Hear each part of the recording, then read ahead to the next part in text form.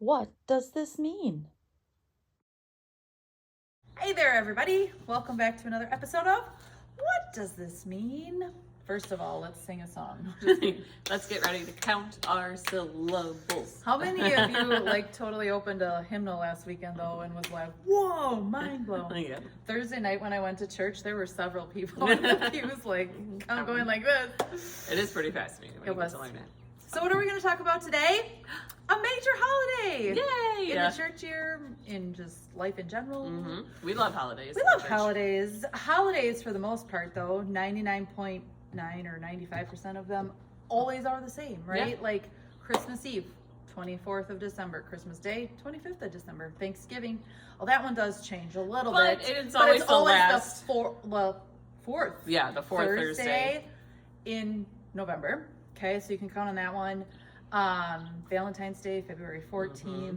St. Patrick's Day. I mean, these aren't church holidays, but Right, but still. they're holidays we celebrate. 4th of July is always going to be the 4th of July, no matter what. Can't change that one. But there is one holiday that changes all the time. And kind of a lot. All the time. And it has a very wide range of possibilities that it can be. It can be like mid-March to last week in April. And what are we talking about? We're talking about Easter, which we just celebrated not too long ago. Yeah. On April 20th, because of this reason. So thank you to Kathy for submitting this question on how in the world do we come up with the date that we have for Easter. So it is based on a whole bunch of calendar ways of figuring out things, because now remember, back in the day they did not have January, February, March, April, May like we do. Yep. We've got Julian calendars, we've got Gregorian calendars, we've got a Hebrew calendar, and it all comes into play based on... Okay, so you ready for this? You will always know when Easter is based on this information. Okay. Easter is always the first Sunday after the first full moon after the spring equinox. See? Clear as mud. There we go. Got that? Glad we could clear that up for you. It is 40 days after the first full moon, after the spring equinox. All right. When does that take place? I don't know, Nobody but knows. now you know. You can pick Easter out for the next lots of years because you will know that it is I will pick it 40 out days because I'll look at after my the phone first and be full moon, like, where... after the spring equinox. All right, so how I'm did they come up with this date? Yeah. Because we don't open up our Bibles and we don't look at Matthew, Mark, Luke, and John, and they don't say on this, the 20th day of April in the year of our Lord 1 or whatever, Jesus was crucified. They don't tell us that, but they do give us some things that were happening at that time that we can kind of figure out then when Easter would be, when he was crucified. So we do know that it was Passover. Mm-hmm. How do we know that? Well, because Jesus had gathered his disciples together and they were going to enjoy together the Passover meal, a Seder meal, the Last Supper, what we call it today. So what we celebrate on Maundy, Thursday is Passover. When does Passover begin, though, Jamie?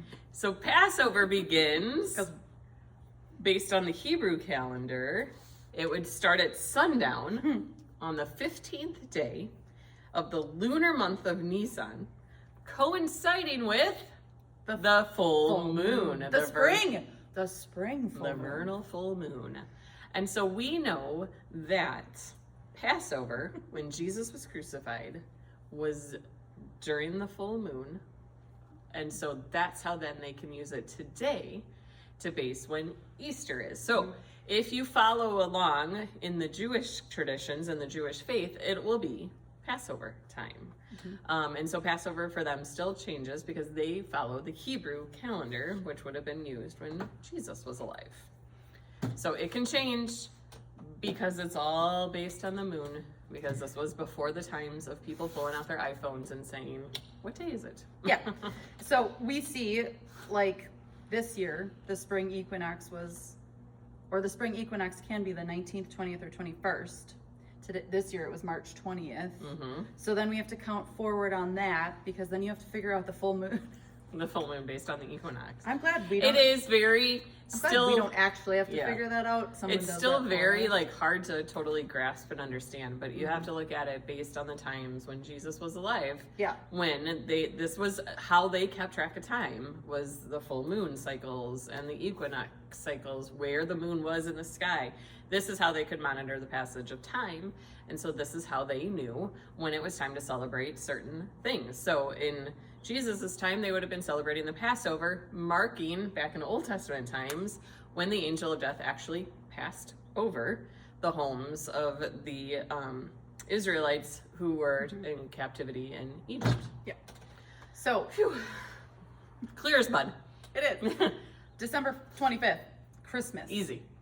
Easter could be anywhere between March 22nd and April 25th. You never know.